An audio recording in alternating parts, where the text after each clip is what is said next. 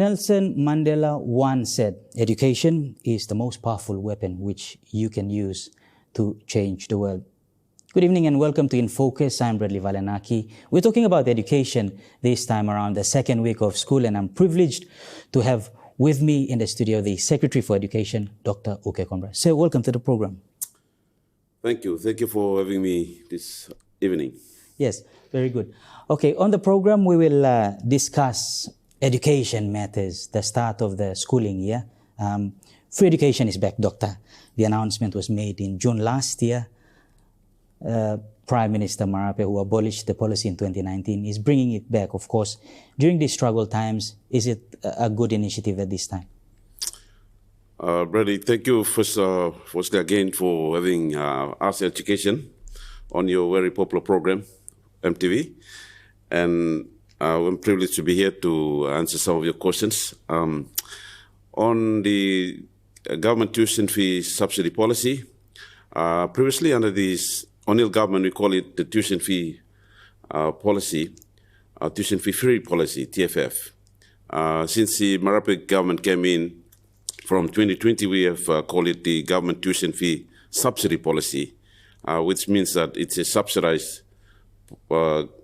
subsidy is being provided by the government, and every other stakeholder is expected to contribute to the education of our children. As of this year, the government has changed the policy to make it completely free, like tuition fee is free. So the government has committed 632 million kina as the annual appropriation for us to disperse or remit to all school accounts. So that's what's actually happening right now. All right, so Doctor, looking at the figures that the government has put out, how much of that has already hit the the accounts of the Education Department? As of last Friday, we have given two schools 158 million kina. That's the appropriation from this year. On top of this, we have also in the previous week, previous week Friday, but as of Monday, effectively last week Monday, we've also remitted 211 million kina. So that's 211 million kina plus 158, gives us a total of close to 369 million kina has been dispersed to school accounts directly. Okay, so this means we shouldn't have any excuse for a delay of classes. We are very thankful to the government to meeting its commitment. There was an announcement of 316 million kina by my minister, which actually relates to the warrant we have received from Treasury of 316 million kina. So 316 million kina equates to the first two terms allocation. That's 158 million kina each for each term. So the first 158 million kina for term 1 has been already warranted and released to school accounts. We are expecting the next 158 million kina of the 316 million warrant we've received. And when that comes, we will also disperse to schools. So the intention is for the government has made its commitment to pay the full term 1 and term 2 fees. And that's where the 316 million kina comes in. All right. So, Dr. Kombra, many people are asking, we have the COVID-19 situation at hand and finance is also a problem for the country, but the money is coming through. That's the confirmation from you. That's the confirmation. Okay. Will all the funding that's coming through to run the government's free education policy in 2022 be managed at the national level, at the department level, or some of this funding will go to the provincial governments to be managed at their end? That's a very good question. The policy at the moment is got two components at the moment with the current policy. One is the commodity component, and the other one is the school grants component. The school grants component makes up 80% of the total appropriation. So, for example, this year, the 80% is equal to 505.6 million kina. and 126 million kina is for the commodity component. So we do the calculations and payments from here, but the money goes directly to school accounts through the bank system. We don't handle any cash. It's all remitted directly to school accounts. But there are, I think, 5 or 6 provinces that we have decentralized the management of the tuition fees. Namely, for example, Marape, East New Britain, New Ireland, Enga, and Milne Bay. And Milne Bay. For those provinces, the funds go into the provincial trust account, and from the province, then they remit them to school accounts, but based on the list that we provide. All right. Good discussions there. More of free education and education in general, the start of the schooling year. On InFocus, we'll take a break.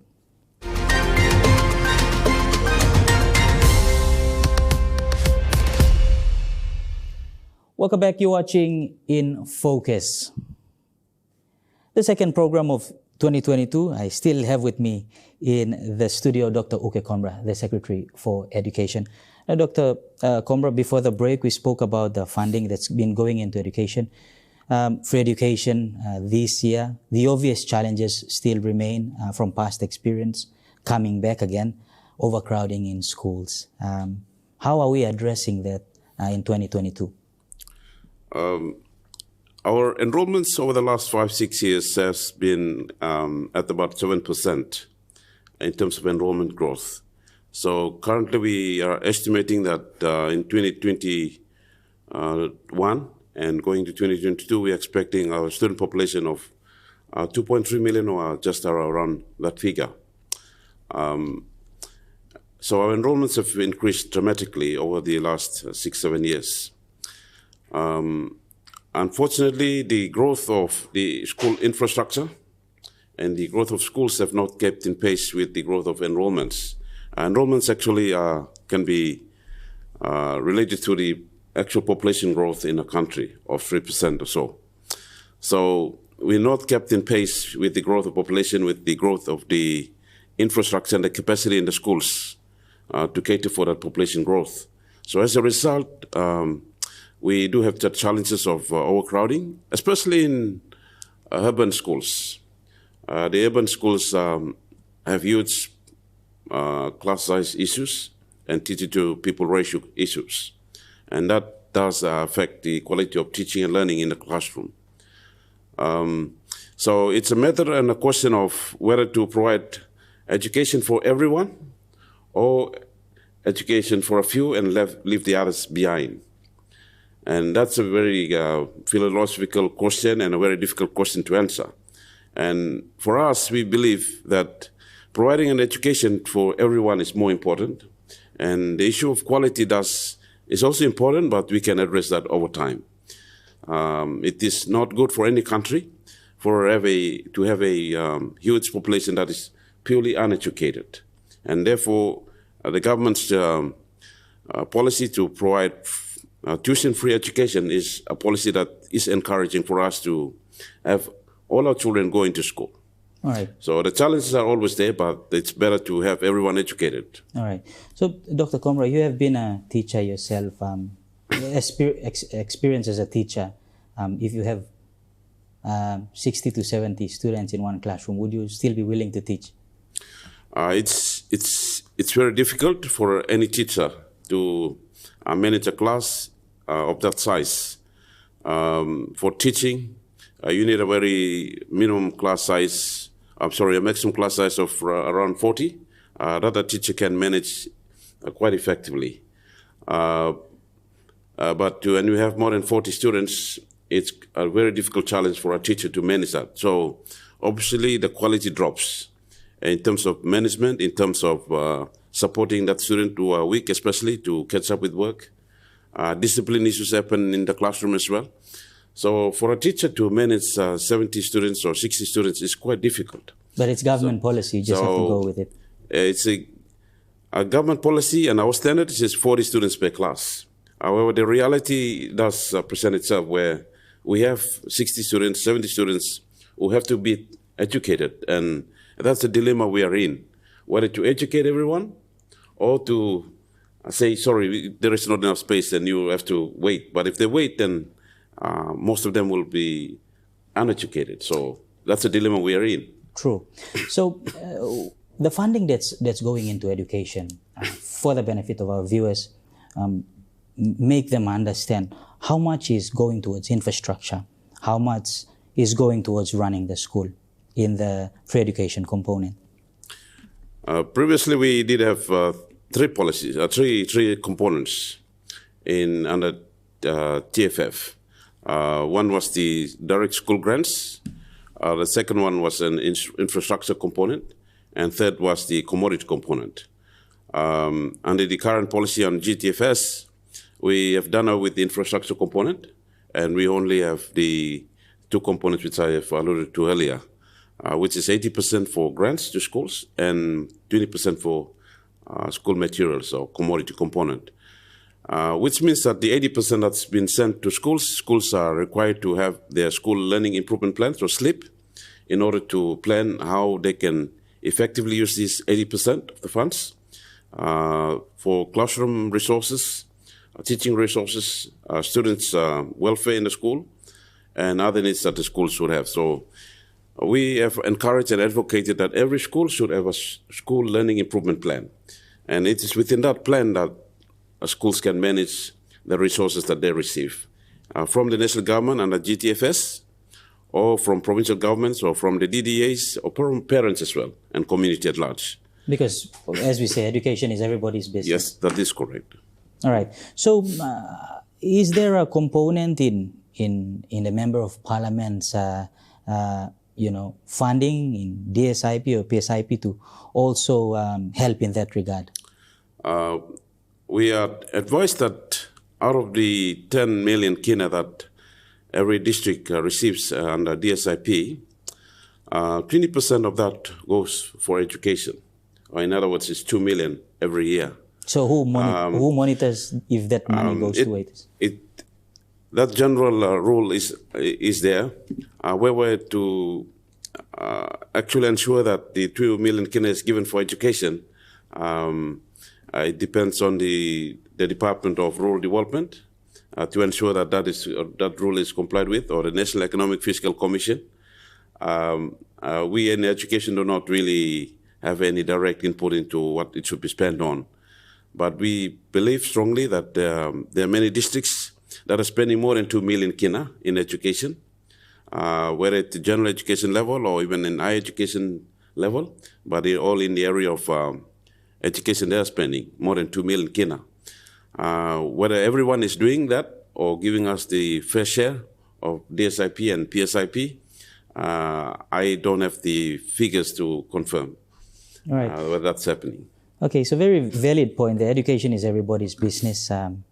As parents, it is incumbent on you as well to contribute to various ways to ensure that the infrastructure is relevant for your children to go to school, especially for the public schools and also for the members of parliament watching this program. We'll take a short break. On the other side, we continue with more.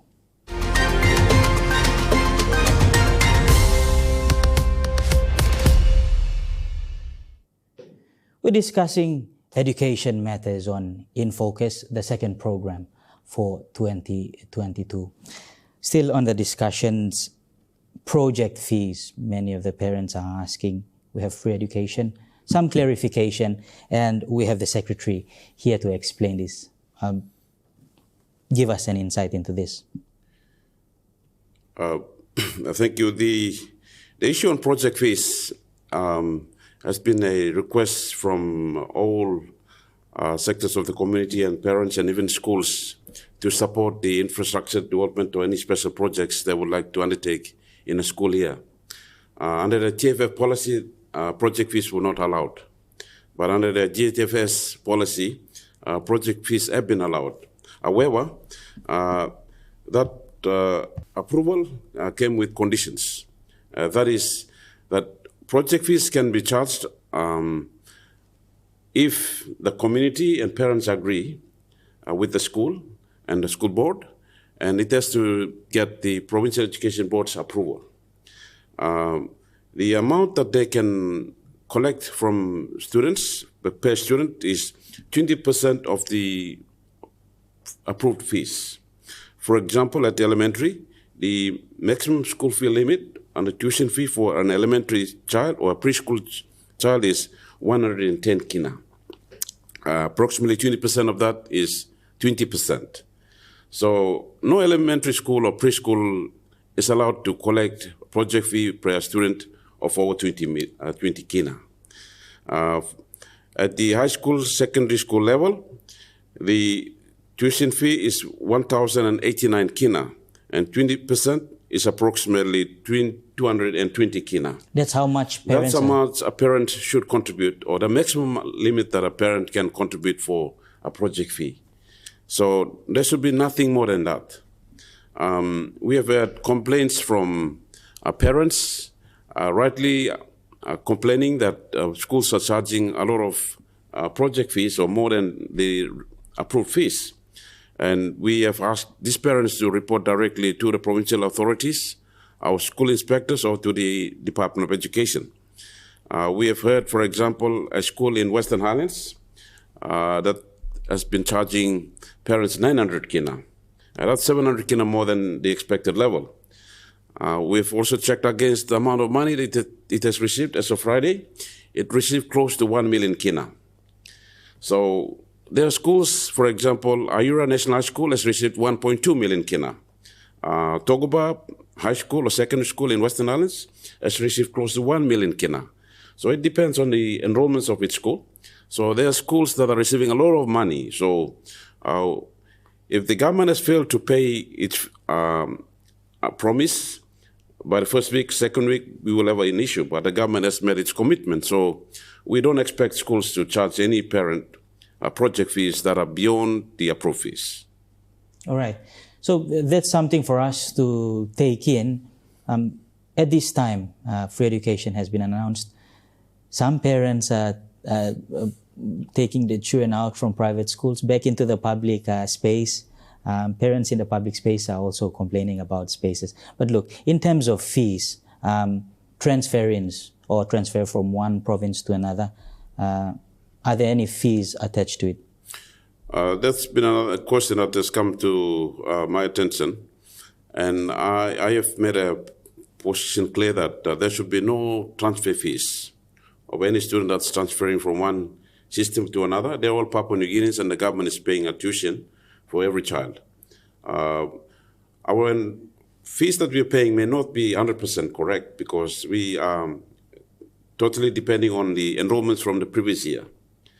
So a school could be having 1,000 kids this year or children this year, but it may have had 1,100 last year, or it could be having less this year. So our numbers are quite fluid and they're changed from year to year.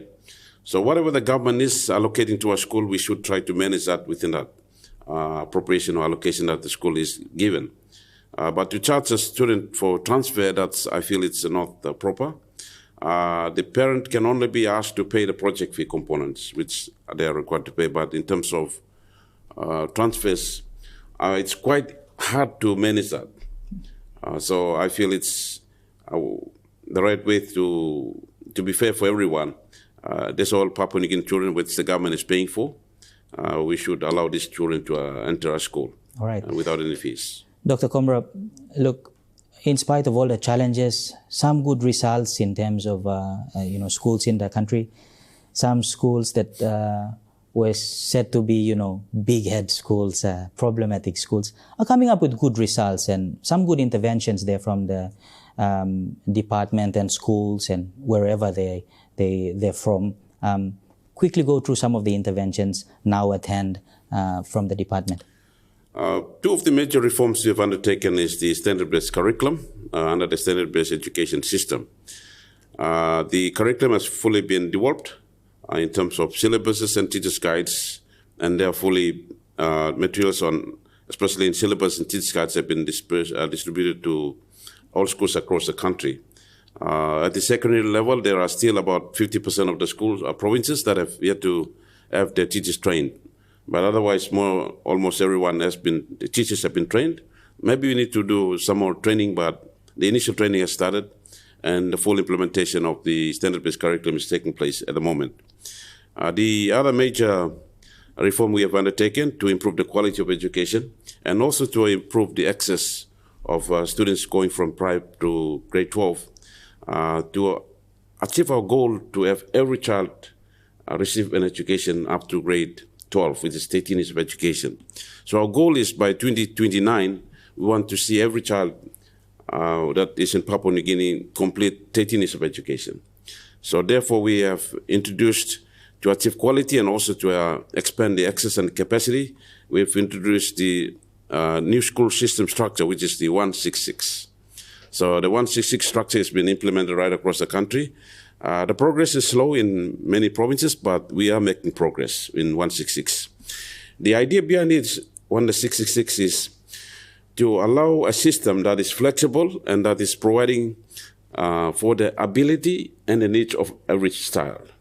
So if there is a child that has got ability to progress in TVET sector, there should be a pathway for him or her to complete that pathway, but at the end achieve the qualifications that he or she would require. So at the primary level, we have a general system, but when you come to the secondary school level, at grade 8 or now at 7, we have three pathways. One is the conventional pathway, the academic pathway. The other second one is the VET, or vocational education training pathway, and the other third one is FOD. That's still free. That's still free. And by the time a child at the secondary school level comes up to grade 10, then there is another pathway we have now created under the National Schools of Excellence policy. So the top cream of our country at grade 10, we have a pathway for them to also excel with the academic ability and gifts that they have. We are creating an opportunity for them to have a different curriculum and a system so that we produce students that are at the higher level of our academic level with a special pathway that can provide for our needs into the future. All right. Some good interventions there. Good discussions there on education, on the start of the schooling year 2022. Look, Dr. Kombra, it's been a pleasure having you on the program. You're most welcome to come anytime during the year. If we have some more issues to discuss, I mean, education is ongoing. We still live and learn as we go. So thank you very much for coming onto the program. Thank you very much. All right, this has been In Focus. If you have comments on tonight's program, you may email us on the email now showing on your screen, or you can engage with us on the social media pages right now. On behalf of the team here, stay safe. Bye-bye.